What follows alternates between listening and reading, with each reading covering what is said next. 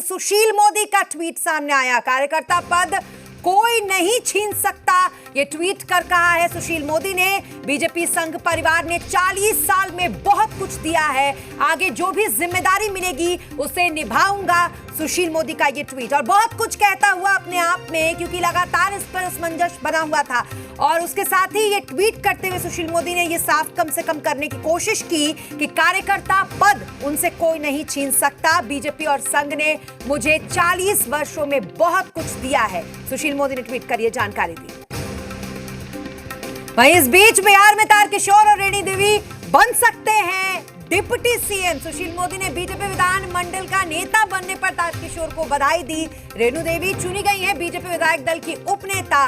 और इस बीच सुगबुगाहट बहुत कुछ कहने लगी है। आपको बताते चले कि सुशील मोदी ने पहले ट्वीट करके अपने बारे में, यानी कि कार्यकर्ता का पद उनसे कोई नहीं छीन सकता, ये कम से कम कहा। और साथ ही इस बात का भी जिक्र किया कि अब तक कितना कुछ उन्हें पार्टी ने दिया है। इसके बाद तारकिशोर और रेणु देवी डिप्टी सीएम बन सकते हैं, ये भी इस वक्त की बड़ी खबर आपको बता रहे हैं। सुशील मोदी ने बीजेपी विधानमंडल का नेता बनने पर तारकिशोर को बधाई दी है। ये बड़े दो अपडेट्स इस वक्त के हम आपको बता रहे हैं, और बड़ी खबर इस वक्त की जो बहुत कुछ कहती है, क्योंकि कल होना है शपथ ग्रहण। उससे पहले तस्वीर कैसे कैसे धीरे धीरे करके अपने आप साफ होती जा रही है, ये समझ सकते हैं। लेकिन अभी इशारों में, क्योंकि ये ट्वीट है सुशील मोदी का, और उस ट्वीट के बाद से जो स्थितियां धीरे धीरे बनती और आगे की तरफ जाती हुई दिखाई दे रही है, उस पर ये बड़ी खबर।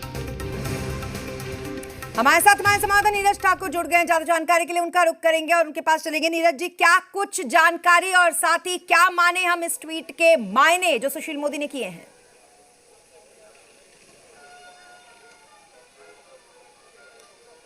देखिए, इस ट्वीट के मायने तो बहुत निकाले जा सकते हैं, क्योंकि जिस तरह से सुशील कुमार मोदी ने अभी ट्वीट किया है कि वो कार्यकर्ता का पद कोई नहीं छीन सकता उनसे। उन्होंने 40 वर्षों तक संघ और बीजेपी में सेवा दी है और सब बहुत सारे पद लिए हैं। साथ ही उन्होंने ये कहा है कि जो भी दायित्व मिलेगा उसका निर्वहन करेंगे। तो इसके मायने बहुत है। और साथ ही उन्होंने ये कहा कि तारकिशोर प्रसाद जो कटिहार से मिले हैं, चौथी बार जीत के आए हैं, वो विधानमंडल दल के नेता बने हैं। तो इसका मायने तो बहुत है। ये भी कहा जा सकता है कि ये ज़रूर मायने निकाले जा रहे हैं कि अब डिप्टी सीएम सुशील कुमार मोदी नहीं होंगे, ऐसे खबर है, ऐसी मायने निकाले जा रहे हैं, कयास लगाए जा रहे हैं। लेकिन होगा कौन, इस पे भी कई लोग तारकिशोर प्रसाद सिंह के बारे में कह रहे हैं, के बारे में खबरें आ रही है कि वो उप मुख्यमंत्री बनेंगे। ऐसी भी खबरें हैं कि कयास लगाए जा रहे हैं कि 2 उप मुख्यमंत्री बनाए जा सकते हैं, जिसमें एक रेणु देवी का जो उपनेता बनी है वो विधानमंडल का, उनका नाम आ रहा है। तो अभी कयास का दौर है। बीजेपी के जो सूत्र हैं वो कह रहे हैं कि कल तक ये साफ हो पाएगा कि कौन उप मुख्यमंत्री बन पाएगा। तो अभी मंथन चल रहा है।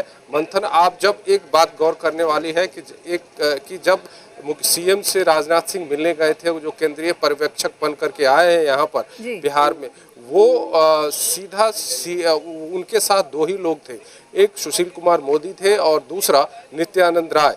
तो ये देखने वाली बात होगी। अब जैसे अब मुझे लगता है कि कल तक बीजेपी ये जरूर क्लियर कर देगी, साफ कर देगी तस्वीर कि कौन उप मुख्यमंत्री बनने जा रहा है। लेकिन इस ट्वीट के काफी मायने हैं। सुशील मोदी की अगर हम एक तरफ ट्वीट को देखें और दूसरी तरफ, क्योंकि इस वक्त आप पटना में मौजूद हैं, सुगबुगाहटें किस तरीके की हैं ये आप बहुत अच्छी तरीके से भाप पा रहे होंगे।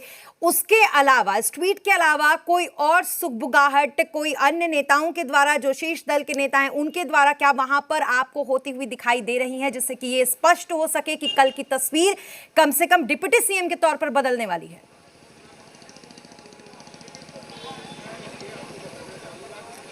देखिए, ये जो तस्वीर है डिप्टी सीएम का, वो बहुत कुछ आपके ट्वीट से साफ हो गया है।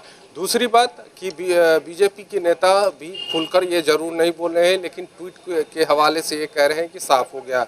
तो 2 नाम अभी जो खबरें आ रही थी, जो कयास लगा रहे, उसमें 2 नाम और आए हैं खबर के यहाँ के राजनीतिक गलियारों में, पटना के, रेणु देवी और तारकिशोर प्रसाद सिंह 2। फिर ऐसी खबरें आई कि किसी तीसरे को बनाया जा सकता है। ऐसी भी खबरें हैं कि दिलचस्प हो गई है कि कोई मुख्यमंत्री नहीं बनाया जा सकता। नित्यानंद राय जो है उनका भी नाम लिया जा रहा है। तो एक बहुत बीजेपी के अंदर मंथन चल रही है इसको लेकर के, और बीजेपी के नेता, वरीय नेता ये कल तक ये तय कर लेंगे कि कौन उप मुख्यमंत्री बनेंगे। तो ये आज पूरी रात बीजेपी के नेता मंथन करेंगे। चूंकि आप स्टेट गेस्ट हाउस में कुछ वक्त पहले तक काफ़ी गहमागहमी थी, अब वहाँ कोई नहीं है। बीजेपी कार्यालय में अभी कोई नहीं है एक जगह, और ये लोग कहीं गुप्त मीटिंग कर रहे हैं, गुप्त बैठकें चल रही हैं। राजनाथ सिंह वापस जा चुके हैं, तो ये सब हो चुकी है। तो मुझे लगता है कि कल तक तस्वीर साफ हो पाएगी कि क्या है, लेकिन सस्पेंस एक बरकरार है कि डिप्टी सीएम को कौन होंगे, इसको लेकर के पूरी तरह से बरकरार है। बिल्कुल, यानी कि अभी भी इसको पूरे तरीके से सस्पेंस में रखा गया और इंतजार हमें कल 4:30 बजे तक का करना होगा। लेकिन इस बीच क्योंकि लगातार जो कयास हैं उसको ही लगाते हुए हम खबरों में आगे बढ़ रहे हैं। और इस बीच नीरज जी, क्या हम ये मान के चले कि अब जब हम कोई और तस्वीर देखेंगे जिसमें डिप्टी सीएम कोई और होगा, और क्योंकि नीतीश कुमार ये पहले ही कह चुके हैं कि उनका इस बार मन नहीं था, वो कह रहे थे कि बीजेपी से कोई मुख्यमंत्री बन जाए, लेकिन उन्हें बीजेपी ने फोर्स किया है मुख्यमंत्री बनने के लिए। ऐसे में जो समीकरण नए बनेंगे वो इस बार किस तरीके के होंगे?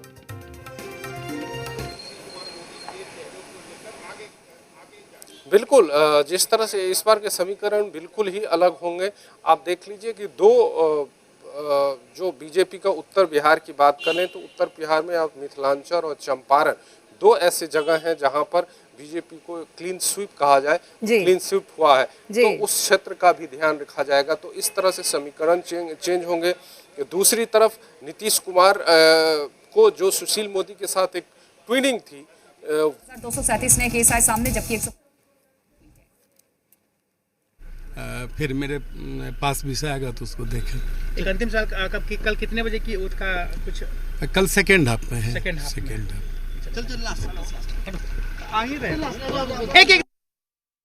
छोटी छोटी जानकारियां भी आप तक पहुंचाते हुए, और नीरज आप अपनी बात पूरी कीजिए कि क्या समीकरण और किस तरीके के आगे हम देखने वाले हैं इस तमाम जो बदलते हुए जो समीकरण है उनको। नीरज जी।